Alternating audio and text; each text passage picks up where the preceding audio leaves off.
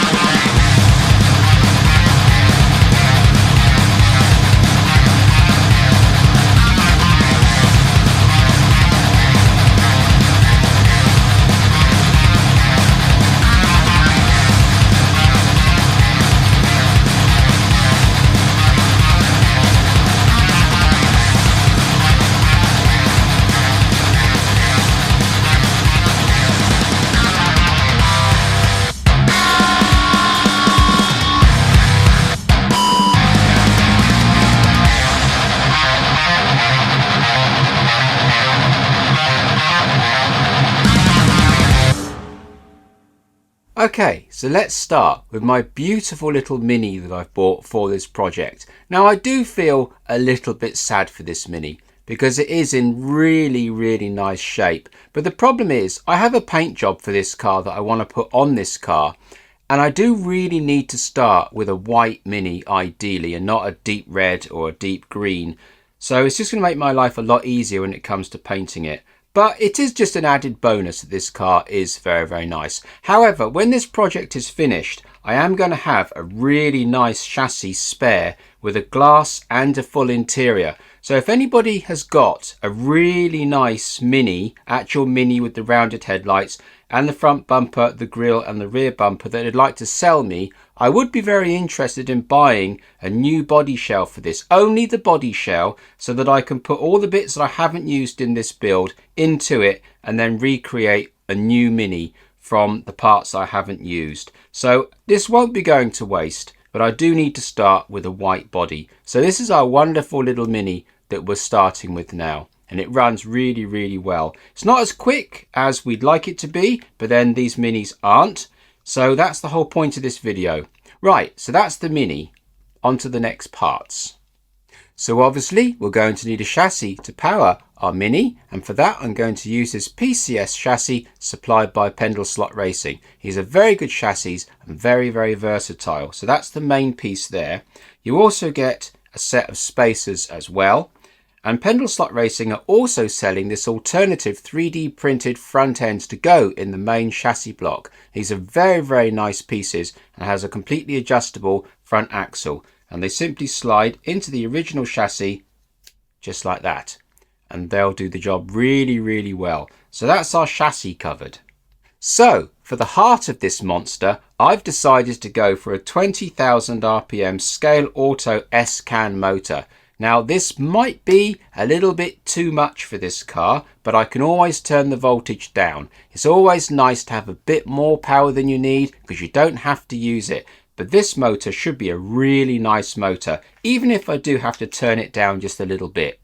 So for the gearing in this car, I've decided to go for a slotted 8-tooth pinion at 5.5mm diameter. And the crown gear is a slotted inline 26-tooth on a brass boss. So that should give us a gear ratio of approximately 3.25 to 1, which should be about right for this car. And for the bearings, I've got these very nice standard brass Slotting Plus bearings at 2.38mm in diameter. So obviously with all my nice gears and bearings, I want a pair of nice hardened axles. So these are just standard hardened 2.38mm axles. And no SwiftSlots build is complete without my very favourite Slotting Plus guide. So we got a standard Slotting Plus guide and the relevant hardware to go with it, which is one pair of ferrules and the screw that comes with the guide.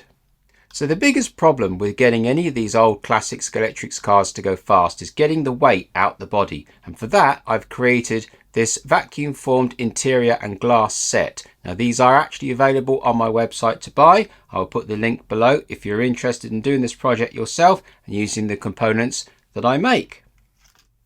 So now we come on to the really juicy shiny bits, the front wheels. Now these are Pendleslot Racing 13-inch wheels at 5.5mm wide, and this particular set comes with tyres as well, but you don't have to buy them as a set. You can buy them as individual tyres and individual wheels, and they're held on with a very nice little grub screw on the back. These are very, very high quality and they run extremely well.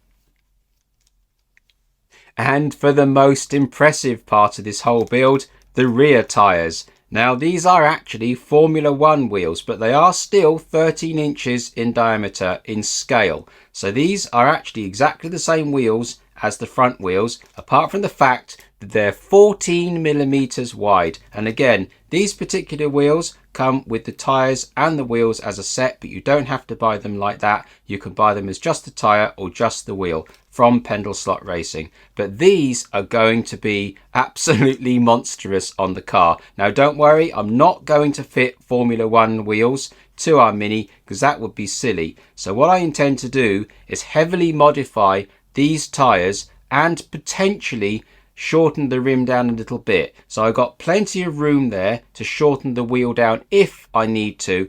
And on the lathe, because this is a lot of tyre to remove from a tyre truer, I'm going to try and work out a way of removing all this extra tyre so we end up with a tyre wall that's the same as the front wheels. So you won't end up with great big Formula 1 wheels. You should, in theory, end up with a wheel that looks exactly the same as the front, apart from the fact that it's basically a steamroller on the back. So if you want grip, we're going to have it in spades. Right, so that's all the parts done. Let's now get to the bench and start turning this Mini into a SwiftSlots Super Mini. Okay guys, I've been taking some measurements and this is going to be epic. So bear with me for a minute while I just show you this. So if we take these bearings out of this packet and pop them into the chassis, just like that. They're a little bit slack actually, so I'll need to tighten those up at some point. So the bearings are in.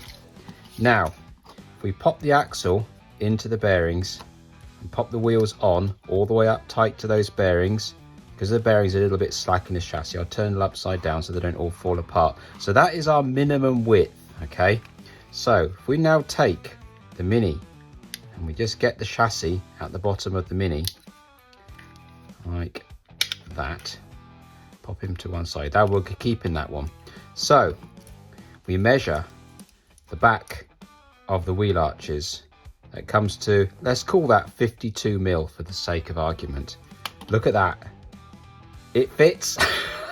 This is going to be epic. In fact, it fits with 0.5mm to spare, so we can have a little tiny little bit of cheeky poke just coming out the tops of those wheel arches, just to gain ourselves about 1mm overall extra. It's this little cheeky bit of poke, because this standard car has a little tiny bit of poke depending on the tyres you fit. So that would be prototypical to try and get this Mini looking exactly the same. We can have a little bit of poke and we've got it. So look at that. That is going to be an absolute steamroller. That is going to be so cool. I've not been fired up about a project like this for a long time, to be fair. So what we now need to do is we now need to get these tyres down to the correct diameter as our front tyres. These tyres here seem a little bit different, but obviously you want to try and get as much low down centre of gravity as possible. So these particular front tyres are a little bit narrower or a little bit less tall than the rear ones. Not a lot in it, but we'll take the front ones because that's a proper Scalextric tyre. So what we need to do is we need to remove all that excess material off of this tyre. Now I'm not going to do it on a tyre true because it's just too much rubber. So I've been thinking about this long and hard.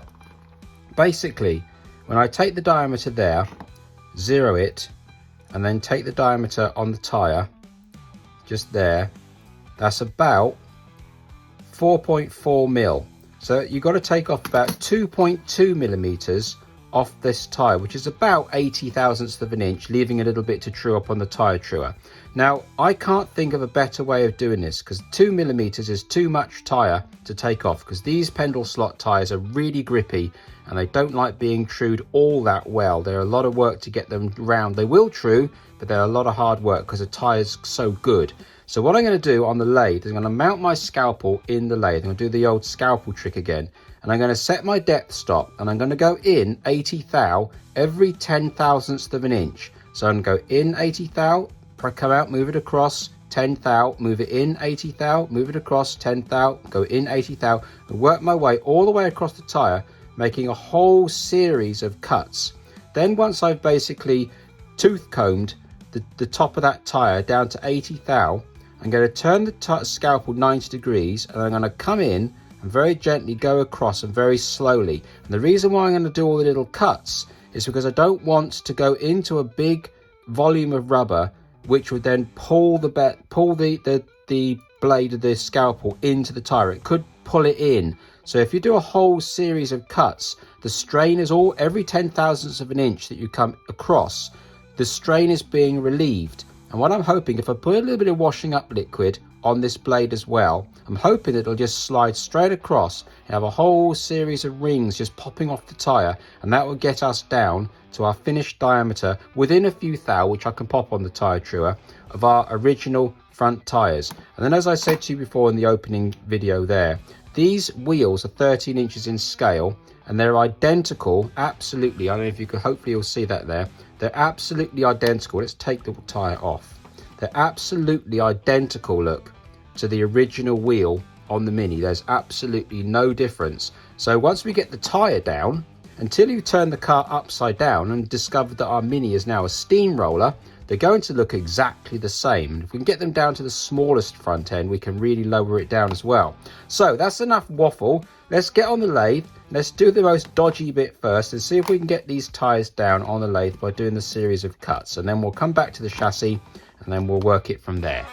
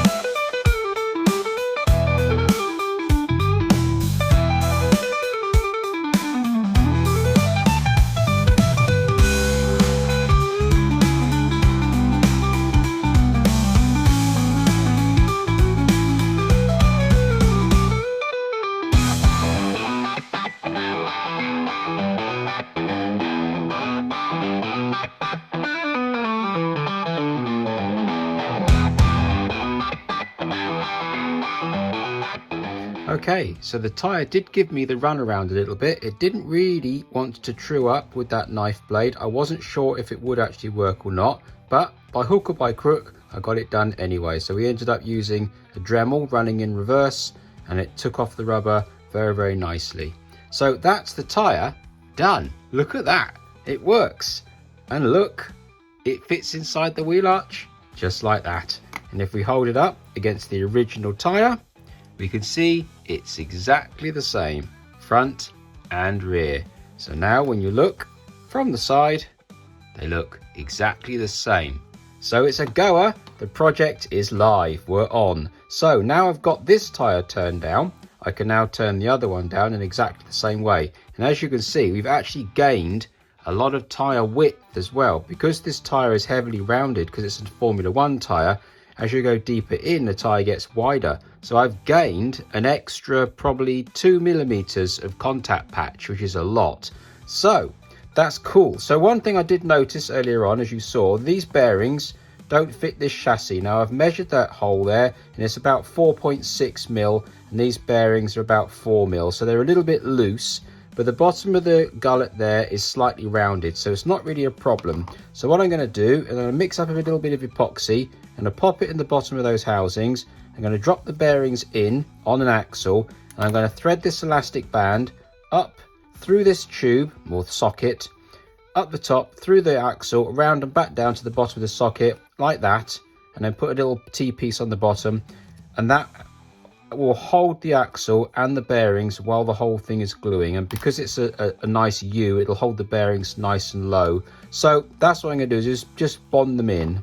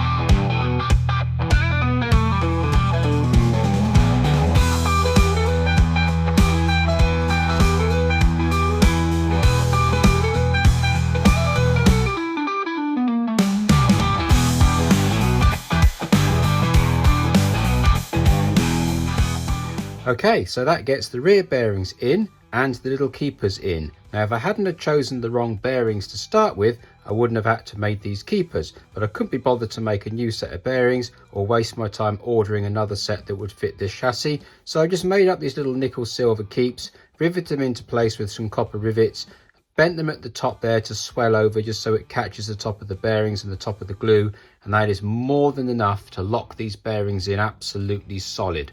So the next job is to fit our gear and our rear tyres. Now as you saw, I popped these over the tyre truer just to finish them off, because the finish off the lathe was a little bit coarse. So just tickle them over the tyre true with a little bit of fine paper, just smooths them up a little bit. This little bit of texture won't matter. I've done this before on other cars. The texture just all beds in, and after about sort of 20 minutes of running, the tyres all smooth up and the grip isn't affected. So that's really cool. So let's pop our gear in and pop these wheels on, and then we can see how it all fits together.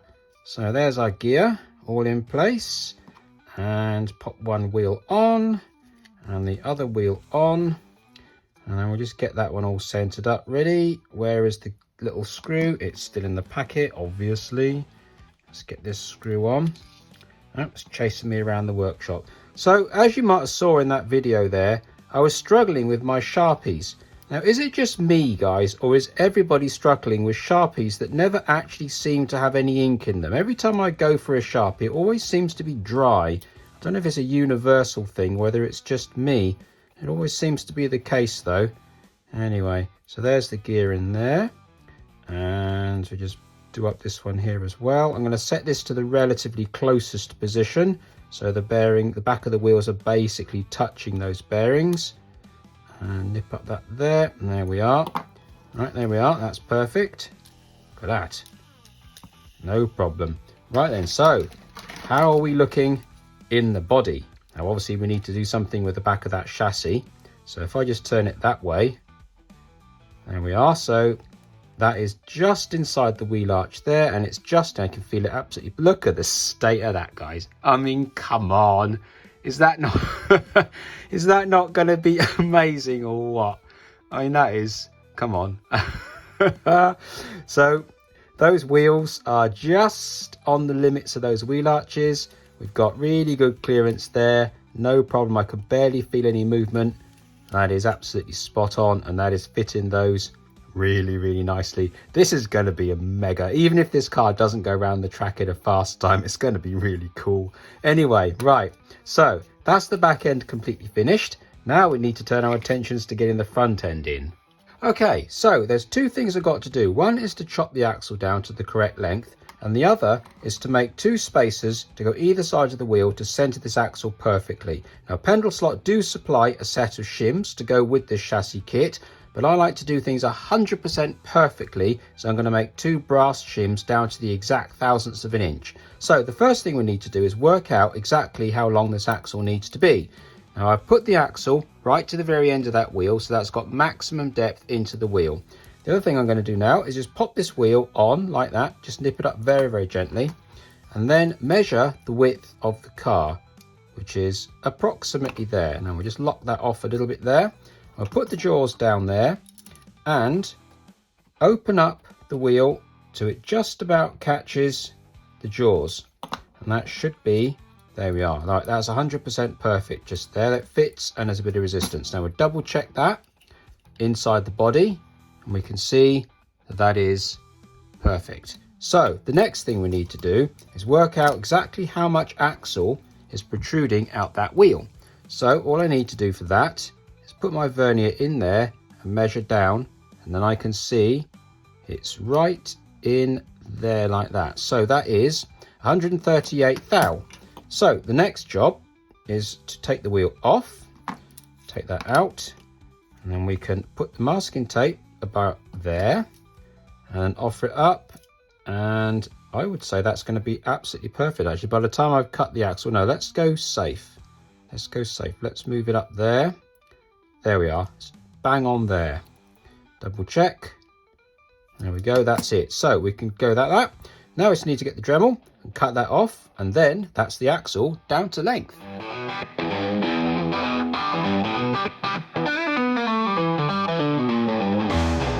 Okay, so that's the axle all cut down using my drill and my Dremel. Makes a really clean and easy cut. So the next thing we now need to work out is how long my spacers need to be either side. So all I do for that, I've already checked the width of this axle and it's fitting inside the wheel really, really well.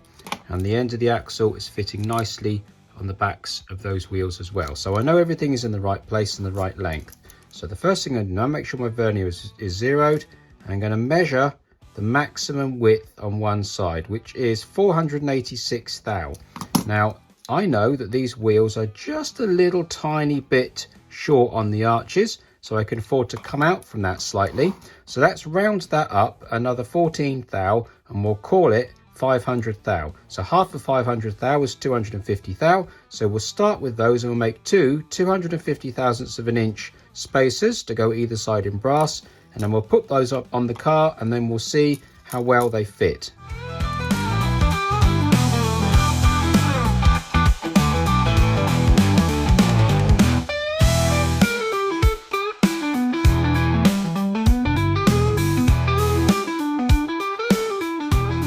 Okay, so that's my front spacers all made. So we'll just assemble it up now and we'll see if we've got that little tiny bit of poke that I was after. So we'll pop him all together, put the wheel on the axle. Back it off just a hair for a little tiny bit of backlash. We don't want it too tight. That looks about there to me. Let's check it out. Yep, that all spins nice. Right, now, do we have the little tiny bit of poke that I was after? Yes, we do. I don't know if that's showing. There's a little tiny hint of a front wheel just poking out beyond those arches. Cool. Right, so that's the front end done as well. So with this SwiftSlots new 3D printed front end, it's really nice because they give you lots of extra there to chop off. So pop them in there like that, and obviously a little bit too long. Now that would probably be quite cool if it was like that, but it's far too long. So what we need to do is we need to chop this back now until we get the wheel centers exactly where we want. So we can basically take an initial chunk off this. Let's just go there and there, just to take away all that lot, because I've got a rough idea of where we need to be with this. So we'll put him in there like that, and then we'll offer him in. So now he's a little bit too long again. So if I just take a rough measurement, I would say somewhere about 5 mil, I guess. So let's just take another little nibble, and we'll see where we are at the end of that. So about there, and about there. That looks about right.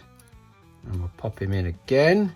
Right, now we come into another problem. If you go too short on these chassis, these wings here get in the way. So that is the case in this instance. So what I'm going to do is I'm just going to nip that back just a little bit like that for now, and then I'll go in afterwards with the Dremel and I'll clean it all up nicely when I'm finished. So but just for now, there we are. You see that's given me just about the right amount of clearance. So let's just see how close we are now. So we're a little bit farther away again. Now I can see that this is actually hitting somewhere else. Where is it hitting? It's hitting on those little supports here. So we just need to nibble those away as well. So let's just see. Might have to get the Dremel in there.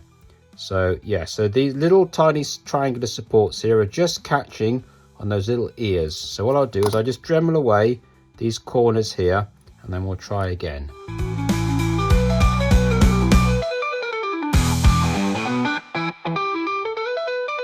Okay, so as you saw, I just nibbled away a little bit of extra plastic on the corners there, and now that's going all the way back to the back of the chassis. So what we now need to do is see how close we are. So as you can see, we're almost there. We're probably about 2 millimeters too long at this point. So what I'm going to do now is I'm just going to very gently file the last of that with a file and just gently tickle it away until it's absolutely perfect.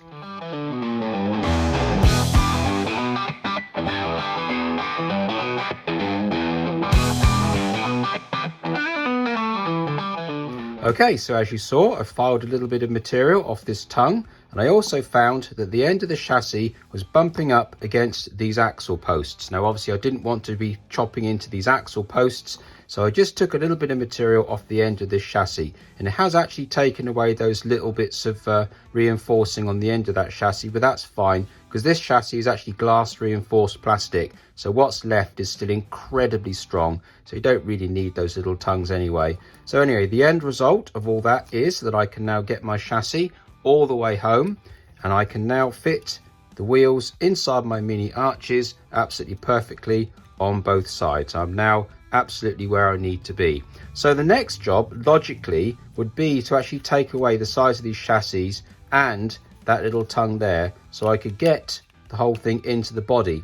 However, because I want to thin this body down, the wall thickness on these parts are going to change. So I think it's best if I thin this body down first. So the way I'm going to do that is use this stone and also this little burr cutter. Now I'll come back to this burr cutter in a minute because it's really quite important that you take note of this if you want to do this job yourself. So the way that I like to thin my bodies down is using this conical stone. Now I've done this a number of times on these bodies, so I kind of got some experience in this, and it's a little bit tricky to do and you need to practice. So the way that I do it is I go across like that, side to side, and then I turn it around and I go that way as well.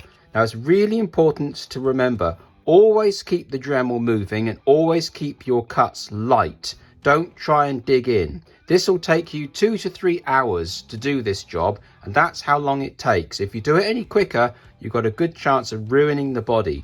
So the way that I do it is, as you come across this way, you can go as far as you like on the top of the cutter, but as you're coming across this way, you absolutely must stop short of the end of the body. Because this cutter is rotating in that direction, it wants to climb up over the end of the job. And if you get too close to the edge of the work, you'll suddenly find it will climb up over that edge and it'll end up coming out the side of the body. And that will run, in the case of here, for example, it will come up and it would run around the edge and then run down the outside of the body. And you'll get a mark on the outside of the body, you'll get a chunk taken out the edge, and it'll make a right mess. And if you're not going to repaint the body that you're thinning, that's a real problem, because you're going to be repainting it after that. Ask me how I know. Watch my Renault Turbo 5 body that I thinned, my fly body, and that was a bit of a disaster. I ended up having to paint the roof and the bonnet. The job turned out fine in the end, but I wouldn't have had to do that if I'd have listened to my own advice. So go across and stop short. You can go up as high as you want that way, and you keep going all the way down, stopping short here and here.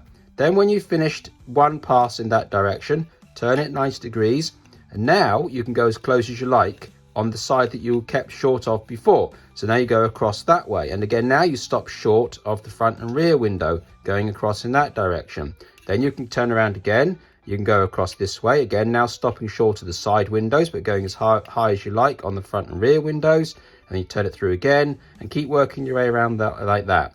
And then when you're doing the sides, you can go up and down the sides, no problem at all. Again, try and stop short at the end, because it'll want to run around the end there and make a mess. So keep going back and forth, and keep well away from these wheel arches as well. So stop short, otherwise it will come around there and it'll want to grab the edge, and it will come around the edge of the wheel arch and then come around the front, and it will just whip round as quick as you can think. It will just be done and you'll wreck it. So come along and stop short, and then sort of come across this way to get to the edge of the arch, that way there. And again, stop short of the end here, otherwise it will snag there and rip around into the outside of the body, and so on and so forth.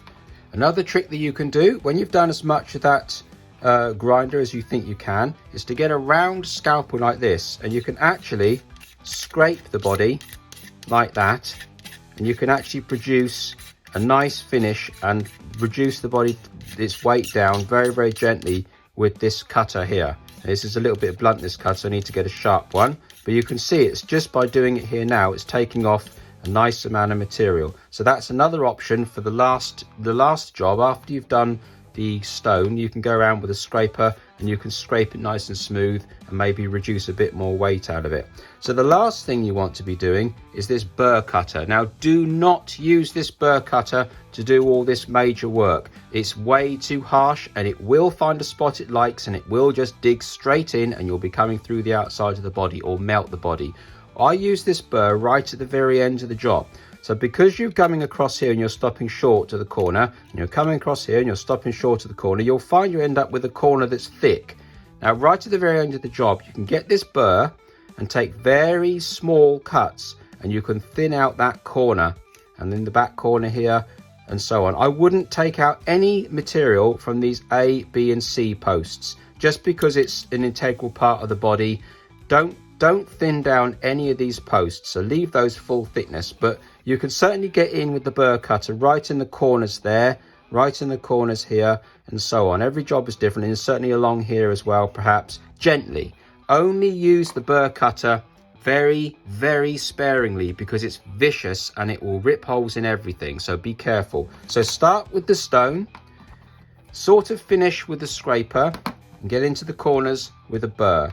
Now the next thing you need to do is, or the first thing you really need to do, is make sure that you know what weight you're starting with. Now I reckon you can remove about 1/3 of the weight from this body. So let's weigh this body and find out what we're starting with.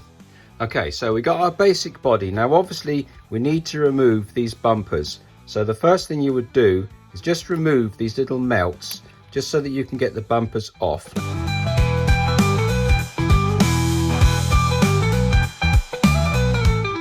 Okay, so that's a little bit more work than I anticipated, but there is the rear bumper off, there is the front bumper off, the grille off, and also the lights. So now we have a really basic plastic body. So let's see what we're working with now. Hopefully you can see that display, but anyway, if you can't, it says 10.55 grams. So that's 10.5 grams. Now I reckon that we can lose about 1/3 of plastic from these bodies. So that means we should be getting down to approximately 7 to 7.5 grams. So that's your target weight, 7 to 7.5 grams. And you have to feel it out as you go and see how you feel about it. Sometimes you get little bonus things like this post here. You can just take that straight out. That gets you quite a lot of weight gone straight away. It is a low hanging fruit really. And then you've got all these brackets in the front here. They can all go as well. So anyway, so you want to lose about 1/3 of the weight using the method that I've just described to you just a second ago. So let's get cracking. Let's get this body thinned out, and then we can think about thinning out this chassis and getting the chassis to fit in the body.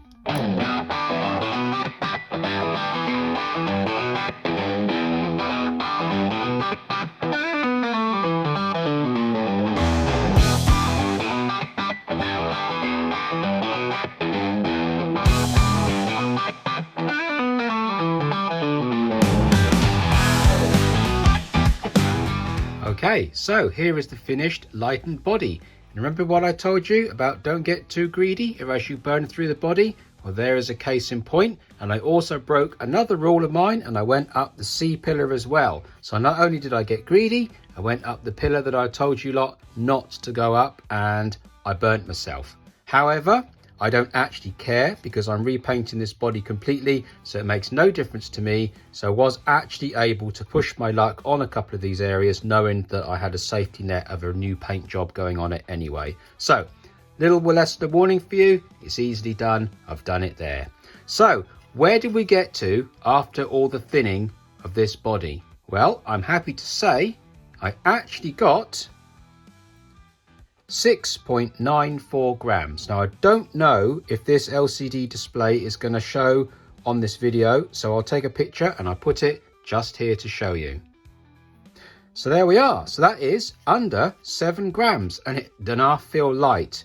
So what we now need to do is we now need to get the chassis, and now we've got the actual finished width of the body. Need to trim the chassis off and get the chassis fitting inside the threshold of this body. So let's do that now.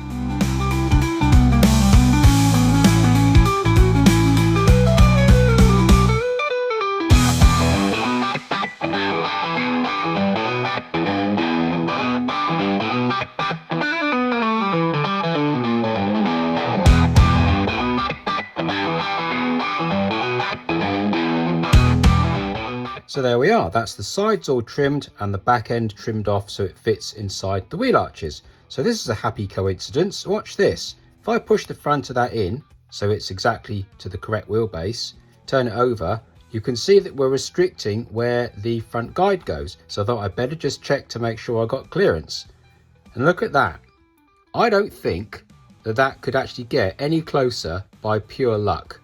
And if you put it on the setup plate, push it down and then take it away carefully, you can see that there's just about enough clearance for that guide to work. So I don't think that I'm overly happy with that. So what I'm going to do is I'm just going to scallop that back just a hair, just so that I know it will clear, because it's a little bit close. Okay, so I've just taken a little tiny bit of material at the front of that chassis, just a very small arc, just enough so that when the front end goes on, we've got a little bit of clearance for that guide. So there's about 1.5 mm there now. That's really nice. That's perfectly good enough. Right, so what does the body look like on the chassis? It looks just like that. Obviously I've got it slammed now, so we need to generate a little bit of clearance, but you can see that's all fitting absolutely perfectly. And we got a real nice piece of real estate here where you can put a nice little rear exhaust on it, sort of like a Metro 6R4 underneath the bumper, but that's for later on in the video. Okay, so now we've got the chassis all fitting properly into the body. I think the next stage of this build would be to actually get the chassis to be part of the body, i.e. make the body mounts.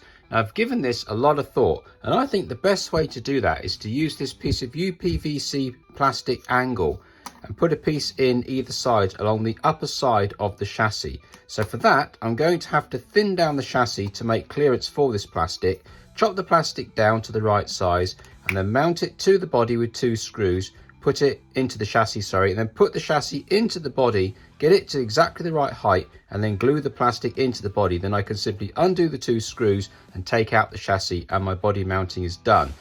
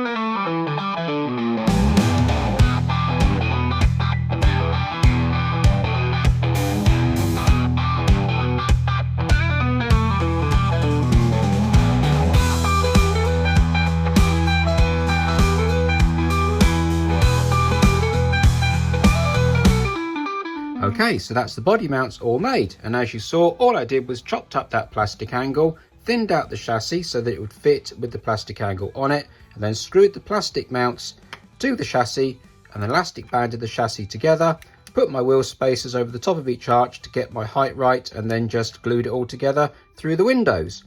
So the last thing I now really need to do to finish this chassis off is actually fix its length. So now I've got the chassis mounted to the body and I have an actual position on the rear end perfect. Now I can actually adjust the length of the chassis and then feed glue into the sliding joint, and that will lock the chassis up permanently. Now there are facilities here for a screw, but to be honest with you, I don't really want the weight of the screw, and the glue will hold the job perfectly well. So now with the chassis all screwed in, we've now got good clearance, and I can fine tune the height of this body with little packers on it when I come to final assembly the car. But as you can see, it fits perfectly straight off the bat. So now what we can do is just make sure that that front wheel is 100% perfect in the arch, which it is right there, and then we can feed glue into that little slide joint. We don't need much, so if I just put a little bit of glue on my scalpel and then bring the glue up to the sliding joint and then wick it straight in. This is very, very thin super glue, so it'll wick straight into that joint with no problems at all. And again, right in there like that. And I'll put some more on the opposite side of that joint.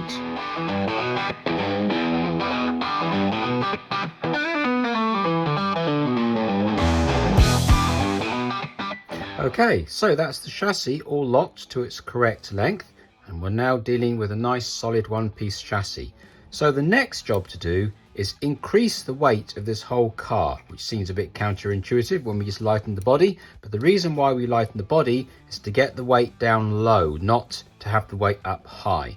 So now we've got the chassis all mounting in the body correctly and exactly where we want it. What I now need to do is add lead, and I want to add lead to the sides externally. Now, those of you that know what Minis look like in real life, you'll know that they've actually got a very heavily tapered sill. Now, this has got a square sill.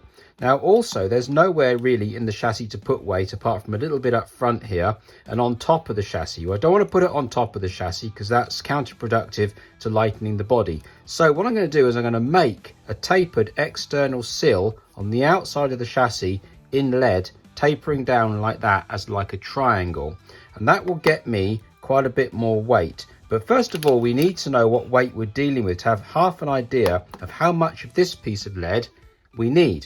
So the body so far, all in with all the major parts, including the motor in its bag because we haven't got the glass in yet, is 62 grams.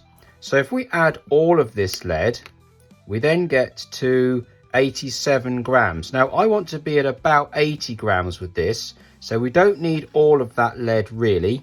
However, if you have a look here, you can see that to get those sills in place, we only really need probably about a quarter of this piece of lead here. So that's going to bring, even with the sills all put in place, a little return on each side, we're still going to be a long way away from 80 grams, I think. So by the time this car is finished, I think we're going to be adding a little bit more weight again, which is fine because we've got a little bit of area here that we could add some weight to, and a little bit of area left here, so that we've still got options at the end of the build. So let's make a pair of sills in lead.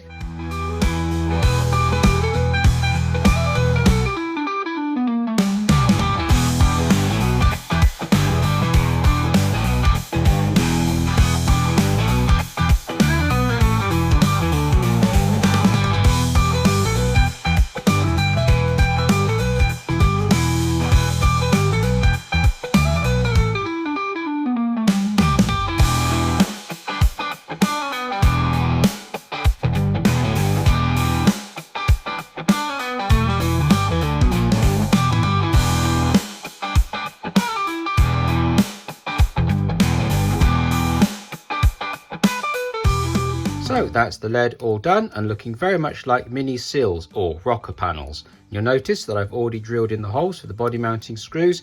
They won't really show at the end of the job because these are all going to be sprayed up in satin black anyway.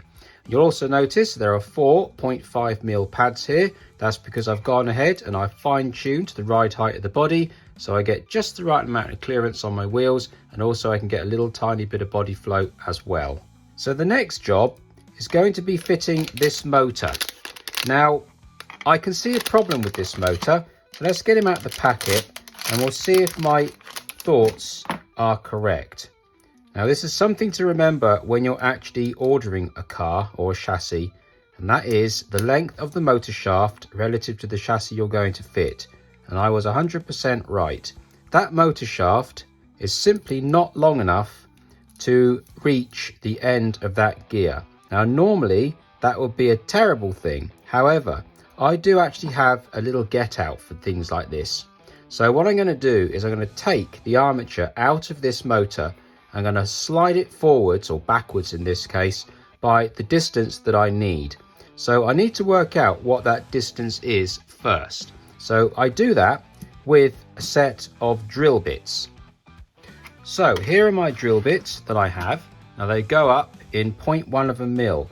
So what I do is let's start with a 2mm and I'll slide that in there. Now that's not quite big enough, so we'll go down to 1.9mm. So right there. So 1.9mm actually fits in there. So I know that that shaft needs to slide backwards or forwards, depending on what your point of view is.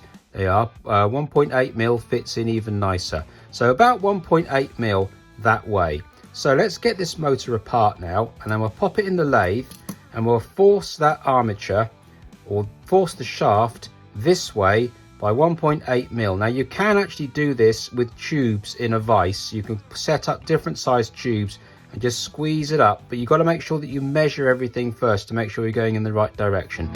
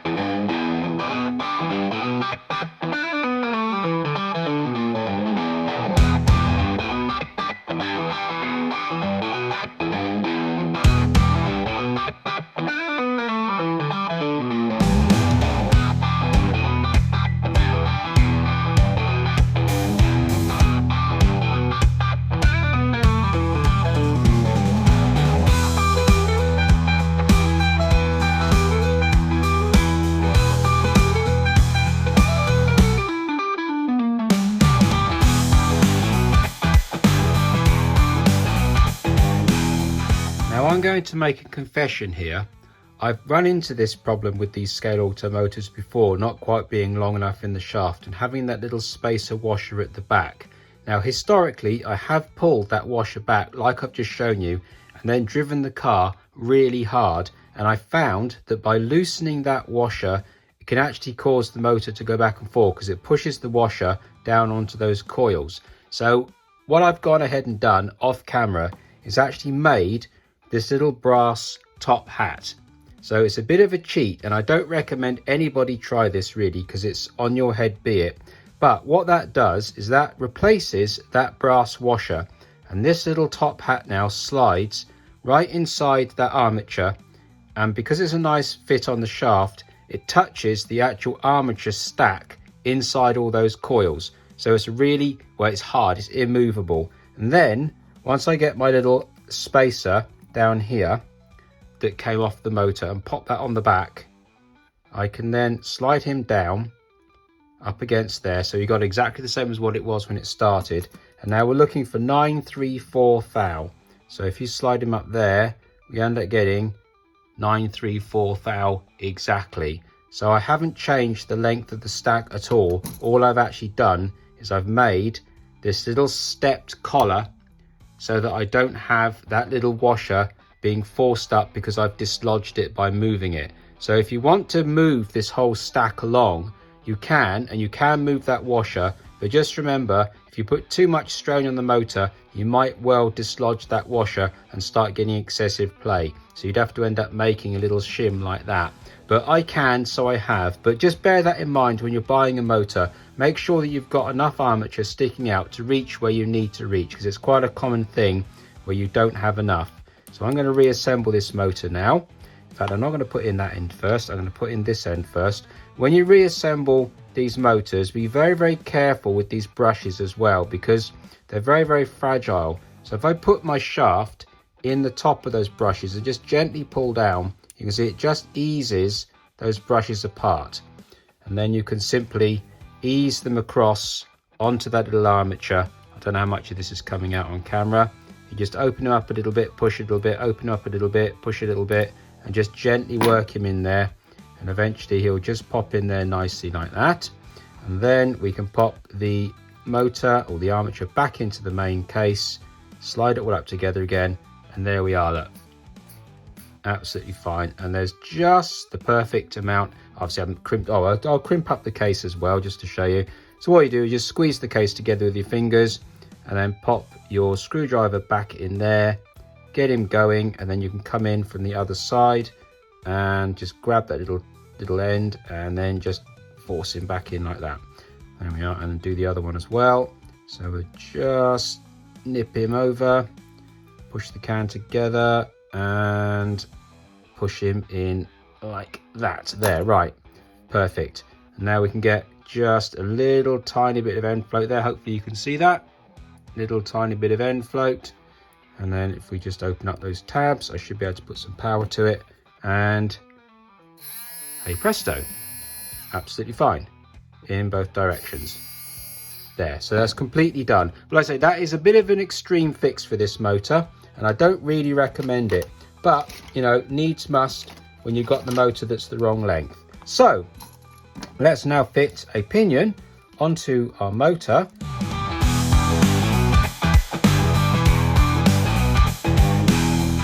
And I've run into another little problem that I've now got to engineer myself out of. These bearings that I started off by using that were too small and I got them to work beautifully, absolutely no problems at all. Well, I've run into another problem because now the shaft is too low for my motor to engage into the gear properly. So I've now got to take this motor out and I've got to try and dig away the bottoms of these mounts to lower the motor so the shaft now lines back up with the back axle so that the gears mesh properly. Ah dear. And there we are, problem solved. I've dremeled the bottom of the motor mounts to lower the motor. Now that means I'm going to have to glue the motor in now, which is not ideal, but sometimes, you know, mistakes are made and you have to deal with the situations that you find yourself in. And in this case, I find myself in the situation where I've ordered the wrong bearings, I've gone and fitted the wrong bearings, and now I'm going to have to engineer my way out of the problem. But you know, I've done the job. It's now absolutely smooth as silk, as slotted gears always are. There's absolutely nothing wrong with those gears whatsoever. I've just now got to glue the motor in and not be able to clip it in. But, you know, it is what it is, I guess. Oh well. C'est la vie.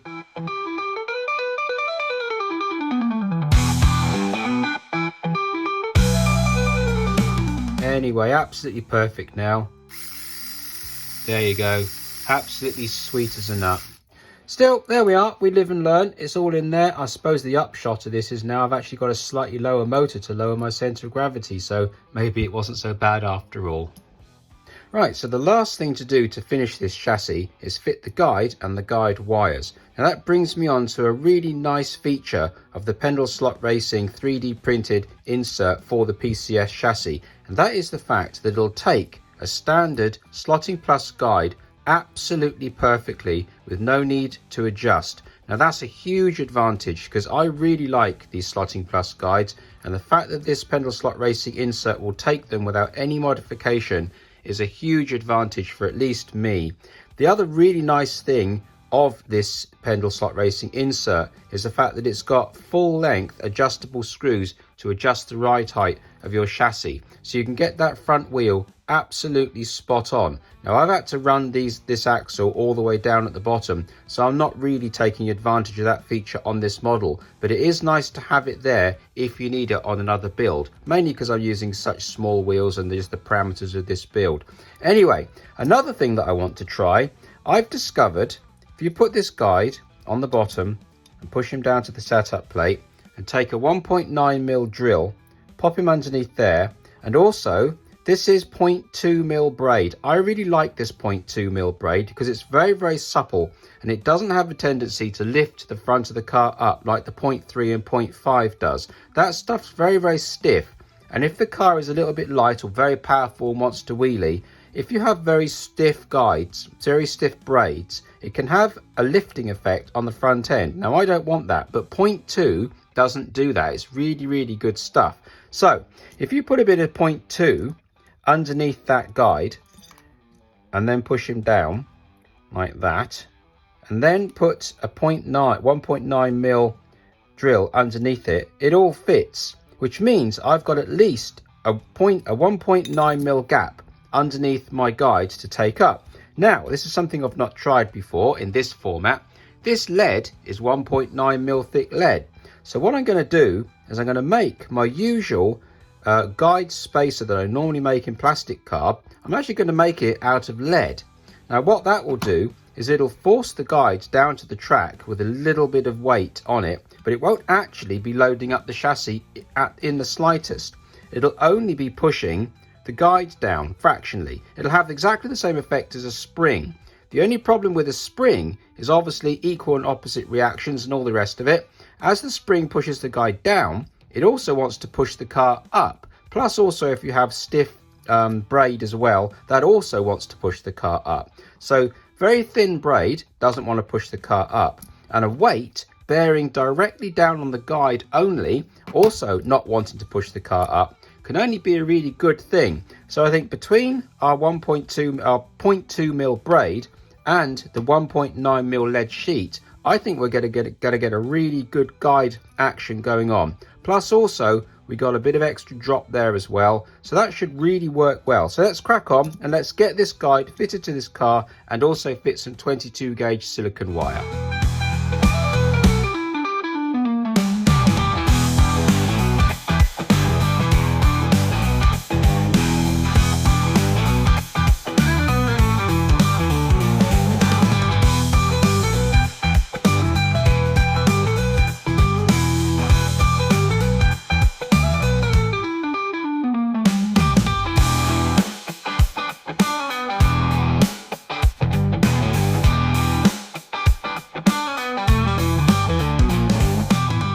And there we are with the fitment of the front guide. That concludes the building of the chassis. And as you can see, that little bit of lead has really helped with the springing on that guide, and it's added 2.8 grams of weight to the actual guide. And like I said to you before, that weight is not acting on the chassis at all. It's purely acting on that guide. And also those very, very lightweight braids can only help as well to not lift the front of the car. and the 22 gauge silicone wire really makes that front guide very, very smooth. And when you put the car on a setup plate and move the back wheels, you can see the front wheels are moving and that they're very, very free to turn when the car is at rest. So what happens when you put it on the track? It runs. So there we are. That's the finished chassis, all ready to go on the body. So with the chassis all finished, the next video I'm going to turn my attentions to painting the body and do a little bit of detailing on it. I've also got to do the interior and a custom set of wheel centers, and not forgetting that awesome rear exhaust as well. So hopefully you'll stay around for that. If you've enjoyed this content, maybe you'll subscribe, and if you could hit the little bell button, that would be awesome. So until the next time, thank you very much.